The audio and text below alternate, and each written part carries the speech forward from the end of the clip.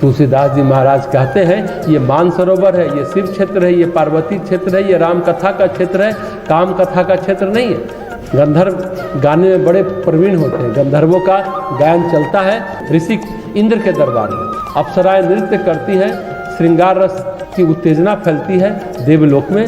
ये वो नहीं है राम कथा, यह देव क्षेत्र नहीं है, ये ऋषि क्षेत्र है। ऋषियों के तपह लोक में, महालोक में, जना लोक में तो शुभ प्रकाश है, तपस्या का प्रकाश है। स्वर्ग लोक में, देवलोक में गंधर्वों का आयन होता है, अप्सराओं का नृत्य होता है, देवता सोमरस का पान करते हैं, लेकिन देवलोक से ऊपर है ऋषि लोक। गीता में भगवान कहते हैं वहाँ तो भगवान का प्रकाश है, न तो सूर्य प्रकाशित होता है, न चंद्रमा, न आदमी, वहाँ तो आत्मा ही प्रकाशित होती है। उसी तरह से यह मानसरोवर है, यहाँ ईश्वरीय प्रेम का प्रकाश है।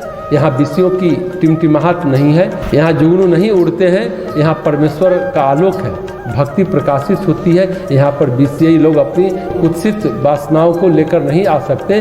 जब ऋषि लोग की बात होती है तो शास्त्र कहते हैं वहाँ देवता प्रवेश नहीं कर सकते हैं। ऋषि चाहे तो देवलोक आ सकते हैं, क्योंकि स्वर्ग लोक देवलोक से ऊपर है, पर शुद्ध सतोगुण का साम्राज्य है। जितना ऊपर जाएंगे सतोगुण की सघनता बढ़ती जाती है, रजोगुण वहाँ क्षीण हो जाता है। अगर देवता वहाँ जाने का प्रयास करेंगे तो क्या होगा, उनके शरीर गल जाएंगे, उनकी ऊर्जा बिखर जाएगी, नहीं जा सकते वहाँ पर। ये तो सुना गया है कि असुरों ने देवलोक पर आक्रमण किया, ये कहीं नहीं सुना गया कि असुरों ने महालोक, जनहलोक, तपहलोक पर आक्रमण कर दिया, क्योंकि इनके लायक वहाँ कुछ है ही नहीं।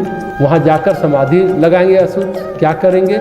वहाँ नृत्य नहीं है, वाद्य नहीं है, गंधर्वों का गान नहीं है, वहाँ सोमरस नहीं है। यह मानसरोवर है, यह शिव क्षेत्र है, ऋषि क्षेत्र है। यहाँ ज्ञान भक्ति वैराग्य रहते हैं, यहाँ भजन कीर्तन भगवान का नाम रहता है, यहाँ ईश्वर का प्रेम रहता है, यहाँ पर भक्ति का प्रेम का जल है। यहाँ पर हंस स्नान करते हैं, राम कथा चल रही हो तो भक्त खींचे चले आते हैं, जिनके अंदर भगवान के प्रति भावना हो वो खींचे चले आते हैं।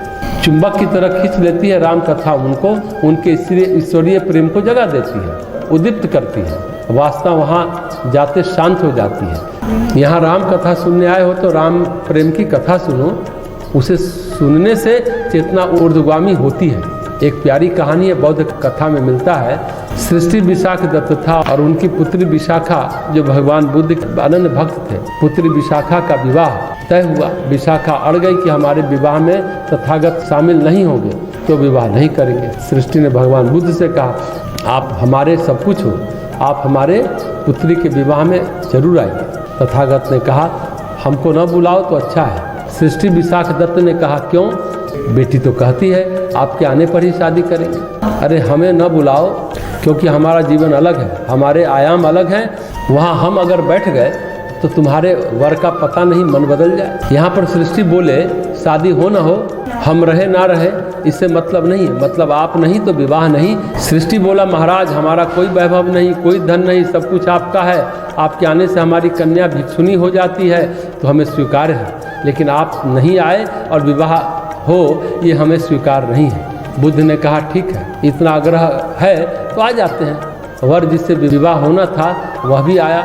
विवाह में जैसी कल्पना करते हैं वैसा वातावरण था। वर की चेतना सिवार में, काई में, जलकुंभी में घिरी थी, विषय रस में डूबी थी, उसका चित्त अटका हुआ था।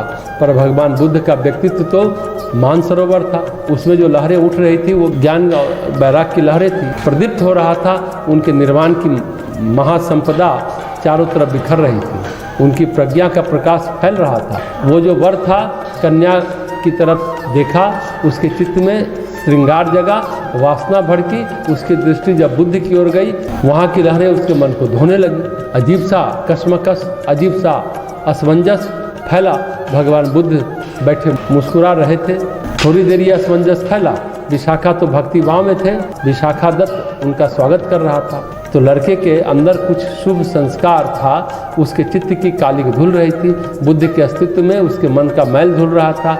विवाह का समय आ गया, मंडप पर बैठने का समय आ गया, उसने बुद्ध का चरण छुआ आशीर्वाद देने के लिए। ऐसा लगा उसके ऊपर हजारों विद्युत धारा प्रवाहित होने लगी, हजारों प्रकाश धाराएं बरस गई, मन धुल गया, बैराग जग गया।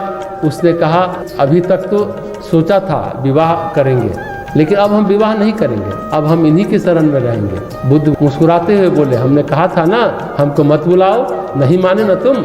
अंत कहाँ हुआ इस कथा का? विशाखा दत्त अपनी पुत्री और होने वाले दामाद के साथ भिक्षुक हो गए, सारा धन उन्होंने सेवा कार्य में दे दिया। तो गोस्वामी जी कहते हैं यह मानसरोवर है, यहाँ सभी का आगमन नहीं होता, और हो जाए तो कुछ विचित्र परिवर्तन होते हैं। कौवे भी बदल सकते हैं, जैसे काक भुसुंडी बदल गए, गरुड़ बदल गए इस राम कथा को सुन करके, और यहाँ कुछ विचित्र सा रूपांतरण घटित होता है। इसलिए राम कथा में वो नहीं आते बगुले कौवे, यहाँ हंस ही आते हैं। यहाँ काई सेवार जलकुंभी नहीं है, यहाँ विषयों का रस नहीं है, यहाँ तो राम रस है, यहाँ राम प्रेम बहता है, यहाँ तो राम भक्ति बहती है। विषयी लोग इस कथा को सुनने नहीं आते।